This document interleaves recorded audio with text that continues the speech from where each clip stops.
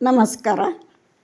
ವರ್ಷ ಇಡೀ ಕೆಡಲಾರ್ದಂಗೆ ಮಾವಿನಕಾಯಿ ಉಪ್ಪಿನಕಾಯಿ ಹೆಂಗೆ ಹಾಕಬೇಕು ಅಂತ ತೋರಿಸ್ತೀನಿ. ಫ್ರೆಶನ್ ಮಾವಿನಕಾಯಿ ತೊಗೋಬೇಕು.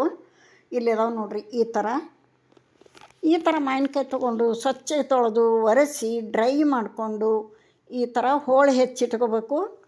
ನಾವೊಂದಿಲ್ಲಿ 50 ಮಾವಿನಕಾಯಿ ಉಪ್ಪಿನಕಾಯಿ ಹಾಕೀನಿ ನೋಡಿರಿ. ಈ ಥರ ಹೋಳು ಮಾಡ್ಕೋಬೇಕು. ಫ್ರೆಶ್ ಇರಬೇಕು ಮಾವಿನಕಾಯಿ, ಎಲ್ಲಿ ಒಂದು ಹನಿ ನೀರು ಟಚ್ ಆಗಬಾರ್ದು. ಆನಂತರ ಆ ಹೋಳುಗಳನ್ನು ಬಿಸಿಲಿಗೆ ನಾನು ಒಂದು 3 ತಾಸು ಬಿಸಿಲಿಗೆ ಹಾರಾಕಿದ್ದೆ. ಅದ್ರಾಗೆ ನೀರಿನ ಅಂಶ ಇರ್ತೈತಲ್ಲ, ಅದು ಹೋದ್ರೆ ಇನ್ನೂ ಚಲೋ ಉಪ್ಪಿನಕಾಯಿ ತಾಳಿಕೆ ಬರ್ತೈತಿ.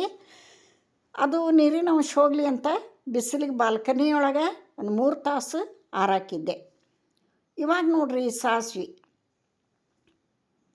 ಸಾಸಿವೆನ ಒಂದು 50 ಗ್ರಾಮ್, 50 ಮಾವಿನಕಾಯಿಗೆ 50 ಗ್ರಾಮ್ ಸಾಸಿವೆ. ಇದನ್ನು ಚಲೋ ಹೊತ್ತಂಗೆ ಚಟಪಟ ನಂಗೆ ಹುರ್ಕೊಂಡು ಸೈಡಿಗಿಡೋಣ.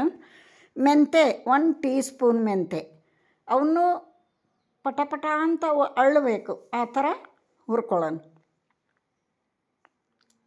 2 ಸ್ವಲ್ಪ ಆರಿಂದ ನೈಸ್ ಪೌಡ್ರ್ ಮಾಡಿಟ್ಕೊಳ್ಳೋಣ. ಈ ವಿಧಾನದಾಗ ಹಾಕಿದ್ರೆ ಮಾವಿನಕಾಯಿ ಉಪ್ಪಿನಕಾಯಿ ಭಾಳ ರುಚಿ ಆಗ್ತೈತಿ. ಒಟ್ಟ ಕೆಡಲ್ಲ ನೋಡಿರಿ. ವರ್ಷ ಯಾಕೆ 2 ವರ್ಷ ಆದರೂ ಬರ್ತೈತಿ.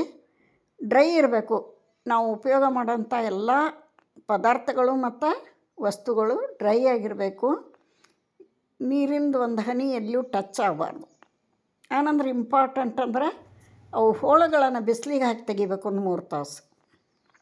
ಇವಾಗ ಇದಕ್ಕೆ ಸಮಾನ ಹಾಕೋಣ ಬರ್ರಿ.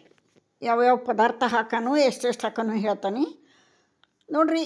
2 ಮುಷ್ಟಿಯಷ್ಟು ಕಲ್ಲುಪ್ಪು ಹಾಕಬೇಕು. ಅದು ಸ್ಕಿಪ್ ಆಗೈತಿ. ಫಸ್ಟ್ ಉಪ್ಪು ಹಾಕೀನಿ. 2 ಮುಷ್ಟಿಗೆಷ್ಟು ಕಲ್ಲುಪ್ಪು. ಖಾರ ನಿಮಗೆ ಎಷ್ಟು ಬೇಕೋ ಅಷ್ಟು, ಜಾಸ್ತಿ ಬೇಕಾದ್ರೆ ಜಾಸ್ತಿ, ಕಡಿಮೆ ಬೇಕಾದ್ರೆ ಕಡಿಮೆ. ನಾ 2 ಟೀ ಸ್ಪೂನ್ ಹಾಕೀನಿ. ಅರ್ಧ ಟೀ ಸ್ಪೂನು ಅರಿಶಿನ. ಆನಂತರ ಈ ಸಾಸಿವೆ ಮತ್ತು ಮೆಂತೆ ಗ್ರೈಂಡ್ ಮಾಡಿ ಇಟ್ಕೊಂಡಿದ್ವಲ್ಲ, ಆ ಪೌಡ್ರ್ ಹಾಕೋಣ.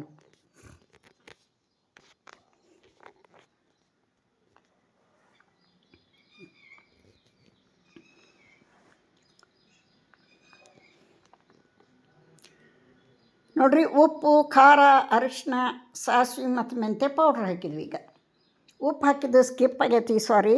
2 ಮುಷ್ಟಿ ಹಳಕ್ಕೆ ಉಪ್ಪು ಹಾಕೀನಿ, ಕಲ್ಲುಪ್ಪು ಫಸ್ಟ್ಗೆ ಹಾಕೀನಿ ಹೋಳಿಗೆ. ಇವಾಗ ನೋಡಿರಿ, ಬೆಲ್ಲ ಒಂದು ಅರ್ಧ ಬೌಲ್, ಸಾಂಬಾರು ಬಟ್ಲೆ ಅರ್ಧ ಬಟ್ಲ ಬೆಲ್ಲ ಹಾಕೋಣ. ರುಚಿ ಭಾಳ ಬರ್ತೈತಿ, ಹಾಕಬೇಕು.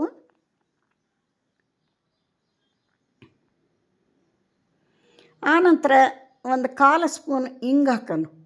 ಹಿಂಗೆ ಹಾಕ್ರಿ, ಒಳ್ಳೆ ಘಮ, ಆರೋಗ್ಯಕ್ಕೂ ಒಳ್ಳೆಯದು. ಒಂದು 1/4 ಸ್ಪೂನ್.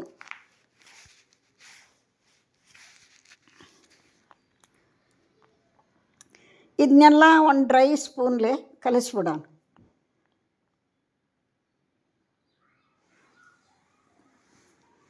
ಯಾರೆಲ್ಲ ವಿಡಿಯೋ ನೋಡಕತ್ತೀರಿ, ನಾ ಹಾಕಂಥ ವಿಡಿಯೋ ಇಷ್ಟ ಆದ್ರೆ ಒಂದು ಲೈಕ್ ಕೊಡಿರಿ. ಹೊಸಬ್ರು ಯಾರಾದರೂ ಚಾನಲ್ಗೆ ವಿಸಿಟ್ ಕೊಟ್ಟಿದ್ರೆ ಪ್ಲೀಸ್ ಸಬ್ಸ್ಕ್ರೈಬ್ ಮಾಡ್ಕೊಂಡು ವಿಡಿಯೋ ನೋಡಿರಿ ಅಂತ ತಮ್ಮಲ್ಲಿ ರಿಕ್ವೆಸ್ಟ್ ಮಾಡ್ಕೋತೀನಿ. ಕೆಂಪು ಅಕ್ಷರದಾಗ ಸಬ್ಸ್ಕ್ರೈಬ್ ಅಂತಿರ್ತೈತಿ, ಒತ್ತಿರಿ. ಪಕ್ಕಕ್ಕೆ ಬೆಲ್ ಐಕಾನ್ ಬರ್ತೈತಿ, ಅದನ್ನು ಫ್ರೆಶ್ ಮಾಡಿರಿ. ನಾ ಹಾಕಂಥ ವಿಡಿಯೋಗಳೆಲ್ಲ ನಿಮಗೆ ಪಟ್ನ ಬಂದು ಸಿಗ್ತಾವೆ. ಇವಾಗ ಕಲಸಿದ್ದಾತು. ಒಂದು ಗಾಜಿನ ಬಾಟ್ಲಿಯೊಳಗೆ, ಪಿಂಗಾಣಿ ಅಥವಾ ಗಾಜಿನ ಬಾಟ್ಲಿಯೊಳಗನ ಹಾಕಬೇಕು ಉಪ್ಪಿನಕಾಯಿ, ಇಲ್ಲಾಂದ್ರೆ ಕೆಟ್ಟು ಹೋಗ್ತೈತಿ. ತಳಕ್ಕೆ ಒಂದು ಸ್ವಲ್ಪ ಉಪ್ಪು ಹಾಕಾಕತ್ತೀನಿ. ಈ ಕಲಸಿದಂಥ ಹೋಳುಗಳನ್ನೆಲ್ಲ, ಮಾವಿನಕಾಯಿ ಹೋಳುಗಳನ್ನು ಇದ್ರಾಗ ಹಾಕೋಣ.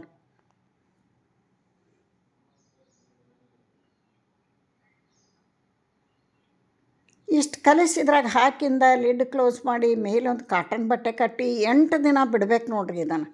ಇದು ಉಪ್ಪು, ಖಾರ, ಹುಳಿ ಎಲ್ಲ ಸರಿಯಾಗಿ ಅದು ಅಬ್ಸರ್ವ್ ಮಾಡೋವರೆಗೆ 8 ದಿನ ಬೇಕು. 8 ದಿನವರೆಗೆ ಹಂಗೆ ಇಡೋದಲ್ಲ, ಅದನ್ನು ಒಂದಿನ ಬಿಟ್ಟು ಒಂದಿನ ಸೇಕ್ ಮಾಡಬೇಕು.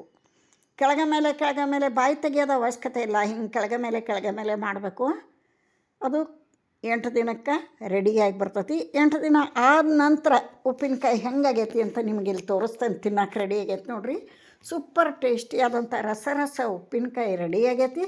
ನೀವು ಈ ಥರ ಹಾಕ್ರಿ. ನನಗೂ ಮಾವಿನಕಾಯಿ ಸಿಗ್ತಾವಿಲ್ಲ ಅಂತ ಮಾಡಿದ್ದೆ, ಸಿಕ್ಕಿದ್ವು ಹಾಕೇನಿ. ಇಲ್ಲಿಗೆ ವಿಡಿಯೋ ಮುಗಿಸ್ತಾನೆ. ನಮಸ್ಕಾರ.